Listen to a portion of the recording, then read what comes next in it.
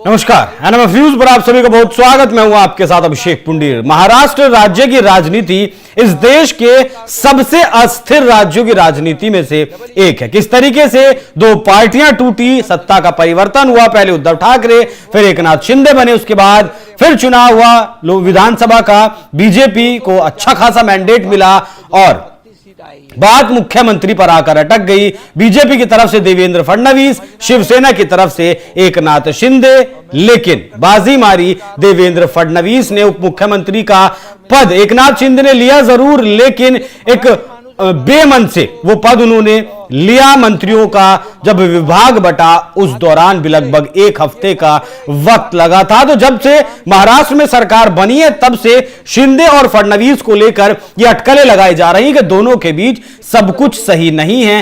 कई बार एकनाथ शिंदे बैठकों को छोड़कर, अपने विभागों की बैठकों को भी छोड़कर, मुख्यमंत्री की बैठकों को छोड़कर अपने गांव चले जाते हैं। कई बार मुख्यमंत्री की बैठक चल रही होती है उनके विभाग की और वो दूसरे कार्यक्रमों में गए होते हैं। तो इन सब बातों को लेकर भी अटकलें लगाई जाती हैं कि सब कुछ सही नहीं है। लेकिन अब एक बार फिर से एकनाथ शिंदे का एक बयान आया है जिसने महाराष्ट्र से लेकर दिल्ली तक मानो हड़कंप मचा दिया, क्योंकि एकनाथ शिंदे ने कहा है कि मुझे हल्के में ना लें। जिन्होंने मुझे हल्के में लिया है उनसे मैं पहले ही कह चुका हूं कि पार्टी का सामान्य कार्यकर्ता हूं, लेकिन बाला साहेब का कार्यकर्ता हूं और सभी को मेरी बात समझनी चाहिए। 2022 में जब आपने हल्के में लिया तो बाजी पलट गई और मैंने सरकार बदल दी।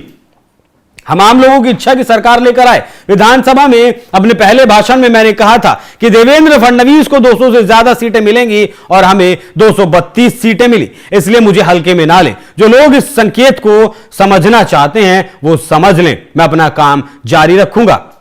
पवार साहब ने पुरस्कार दिया, उस पर भी लोग जलने लगे। कितना जलोगे, जलकर खाक हो जाओगे। पवार साहब का भी अपमान किया उन्होंने ही। उद्धव को सीएम बनाया था, अमित शाह का नाम भी जोड़ा गया। कभी सुधरेंगे ये लोग या नहीं? जब तक जनता मेरे साथ है मुझे कोई चिंता नहीं है। अब सवाल ये उठ रहा है कि आखिर एकनाथ शिंदे समझाना किसे चाहते हैं? बीजेपी को समझाना चाहते हैं, दिल्ली को समझाना चाहते हैं, या फिर अपने विपक्षियों को समझाना चाहते हैं? संजय राउत जैसे नेता जब पुरस्कार देते हैं शरद पवार एकनाथ शिंदे को, तब उन्हें मिर्ची लगती है और वो इस बात का विरोध करते हैं। या फिर महाराष्ट्र में जो फिलहाल बेदम पड़ा हुआ विपक्ष है, जिसके पास बहुत ज्यादा सीटें नहीं है, बहुत ज्यादा ताकत नहीं है, उसे दिखाना चाहते हैं, उसे समझाना चाहते हैं। या फिर बीएमसी में जो चुनाव होने वाला है उसके लिए यह संदेश एकनाथ शिंदे की तरफ से दिया गया है। फिलहाल एकनाथ शिंदे विदर्भ के दौरे पर हैं, चुनाव प्रचार के लिए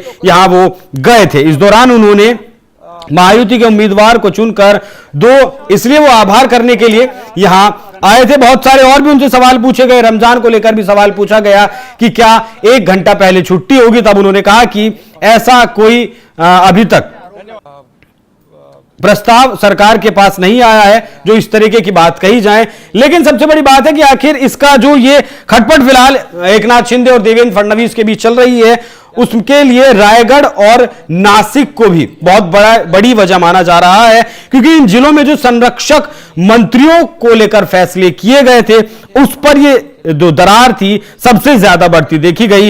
एनसीपी के विधायक अदिति तटकरे और बीजेपी के नेता गिरीश महाजन की रायगढ़ और नासिक के संरक्षक मंत्रियों के रूप में नियुक्ति से शिवसेना नाराज थी। हालांकि दोनों ही नियुक्तियों को बाद में रोक दिया गया था, लेकिन फिर भी मामला अभी तक नहीं सुलझाया। बात यही नहीं रुकी।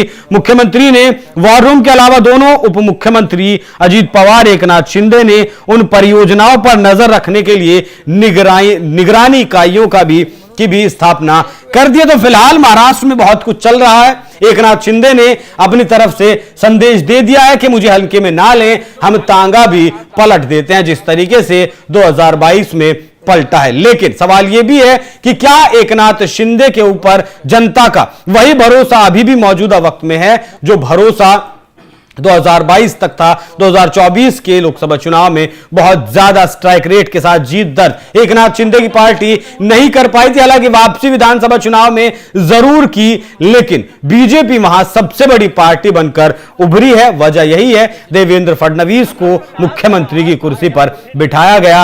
अब आने वाला वक्त बताएगा संदेश विपक्षियों के लिए था या फिर सीधा दिल्ली के लिए यह संदेश था। जो काम उनके बिना किए जा रहे हैं या फिर जिन विषयों पर टकराव दोनों नेताओं के बीच है, शिंदे और फडणवीस के बीच, क्या वो दरार अब इतनी बढ़ गई है कि ऐसा बयान एकनाथ शिंदे को देना पड़ा? आने वाला वक्त बताएगा विपक्ष के लिए बयान था या बयान दिल्ली के लिए था। हालांकि सतर्क तो दोनों को ही होने की जरूरत है, क्योंकि एकनाथ शिंदे 2022 में पलटी मार चुके हैं। बाकी इस पूरी खबर पर क्या है आपकी राय, कमेंट कर में जरूर बताएं। धन्यवाद।